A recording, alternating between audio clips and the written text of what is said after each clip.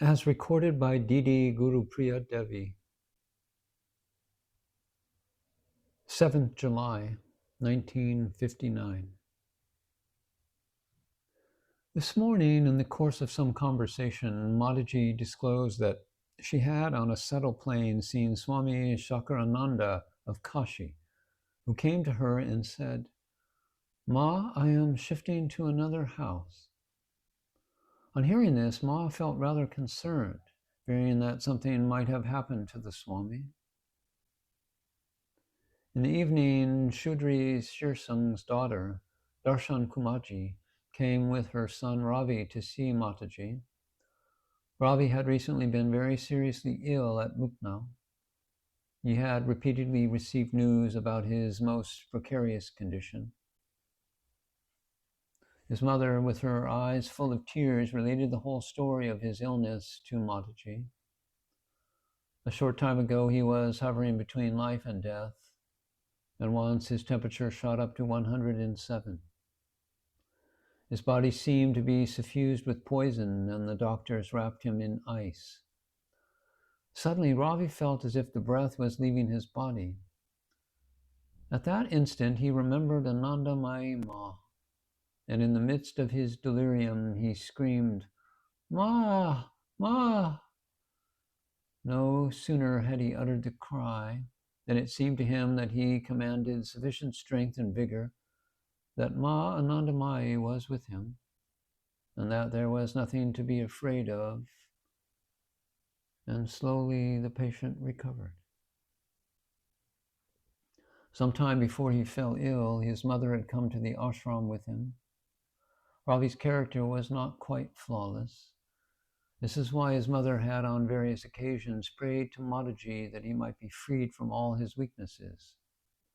Accordingly, Mataji had repeatedly told Ravi, "Give up all these bad habits.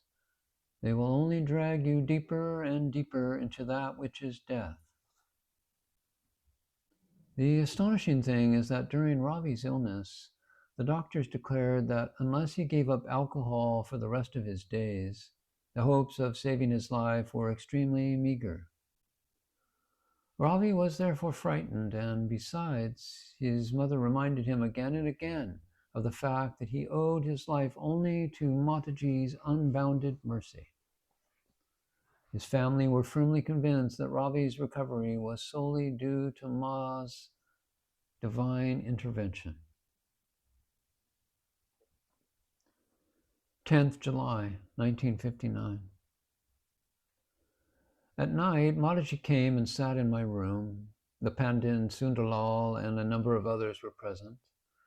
The Pandit asked Mataji, "When Baiji was about to drown in the Ganges while you were far away and you suddenly appeared and rescued him, did you go there in your physical body?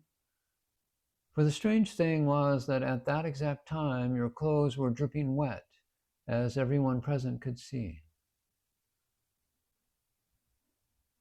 Mataji responded to the Pandit and said, "Pitaji, anything is possible.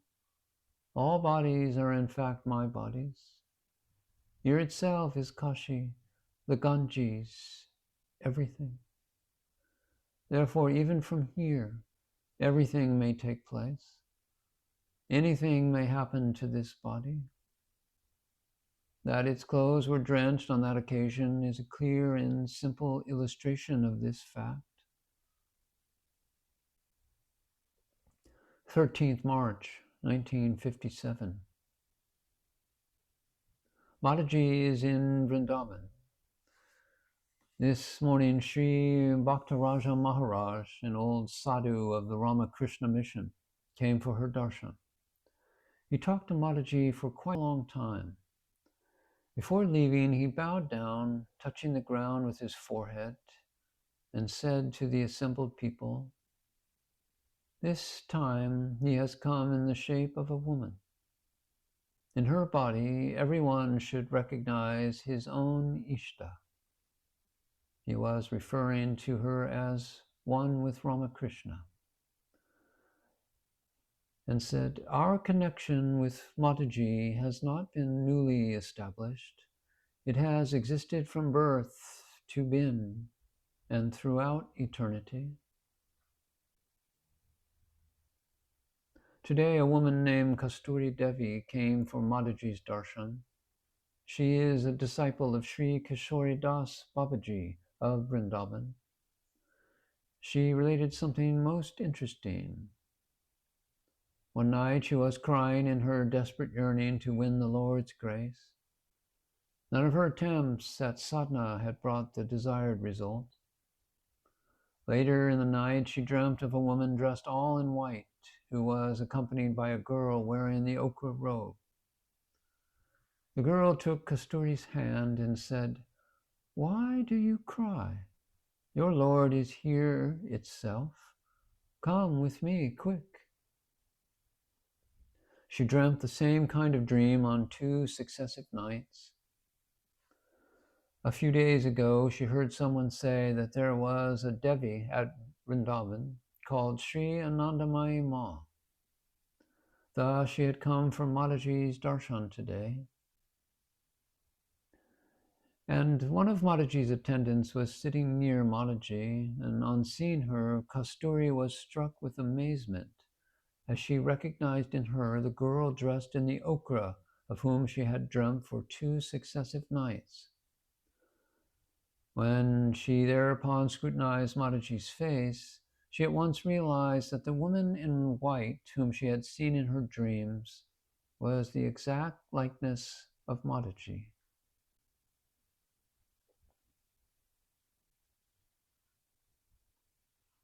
As narrated by Sri Krishnanatha. It seems appropriate to mention some of the anecdotes from Mataji's life, which she herself related from time to time when reminded. Some of these have a miraculous quality, but Mataji told them as if they were ordinary happenings. Once a young woman of about 20 asked for Ma's help in her devotional practices. As there was a large crowd at that time, Mataji told her to see her in private afterwards, but she did not get a chance to talk to Ma. After a few days, this girl came and said that Mataji had appeared to her in a dream and whispered a mantra into her ear. She repeated it, and it was in pure Sanskrit, though the girl was illiterate. It then transpired that when the girl dreamt, Mataji was thinking of her. Mataji asked her not to eat meat in the months of the Vaisak, the Shravan, the Kartik, and the Magh. The girl said she had already given up eating meat, though everyone else in her home took it. At another place, Mataji said to a very dark girl of 12 who came to see her once, "You want the necklace, don't you?"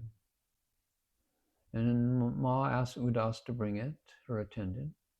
When it was brought and given to the girl, everyone was surprised to see that it was a string of very valuable pearls, which had been presented to Mataji a few days earlier by the Rani of Sirmur.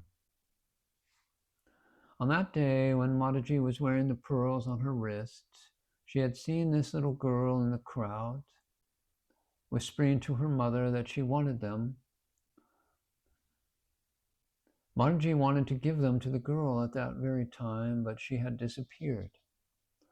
Mataji knew that she would come after a few days and had told her attendant to keep the string with her and to bring it whenever Mataji would ask for it. That is how the pearl necklace was brought and given to the girl. Later on, the girl had come again to show how nice the white pearls looked against her dark skin. Mataji said that when she was living in Ashtakram, there used to be a low-caste people dwelling nearby, and a little girl of theirs used to come and stand at a distance and look at her. This was about 40 years earlier. The little girl who got the necklace was the same low-caste girl in a previous birth. Mataji's habit of giving away whatever valuable presents she had received is well known. It has already been related previously how a costly Henarasi sari and ornaments received at the end of the Bhagavat Sapta were bestowed on a sweeper woman. As for smaller gifts like sweets and fruits, flowers or garlands, they are given away immediately. Referring to this, once Mataji humorously remarked that she noticed how the face of the donor becomes smaller and smaller as she started distributing his offering. Dr. Panalal told us two stories in this connection. Once, some students had bought an expensive garland for her, and as usual, she immediately gave it away. The students said, "We wish she had worn it at least for 10 minutes to please us." And Mataji replied, "If I am to wear it for 10 minutes to please you, will you do whatever I tell you to please me?" There was dead silence. Nobody dared to say yes for fear that she might ask them something they would not be able to fulfill. On another occasion, when Mataji was going away by train, Dr. Panalal had brought for her some oranges and told Guru Priya Didi to keep them hidden under the berth till the train started, so that Mataji might not give them away. Mataji was not told anything about this, but just as the train began to move, she put her hand under the berth, took out the oranges, and started throwing them to the people on the platform. Those who often go for Mataji's darshan are familiar with her way of throwing fruits and other things into the crowd for people to catch, and they know how good she is at it.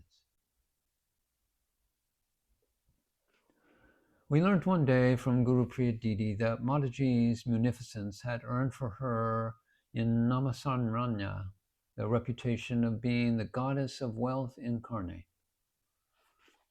A lady who arrived at the camp that day had heard the coolies or the servants at the railway station say that Mataji had come and she was an avatar of Lakshmi.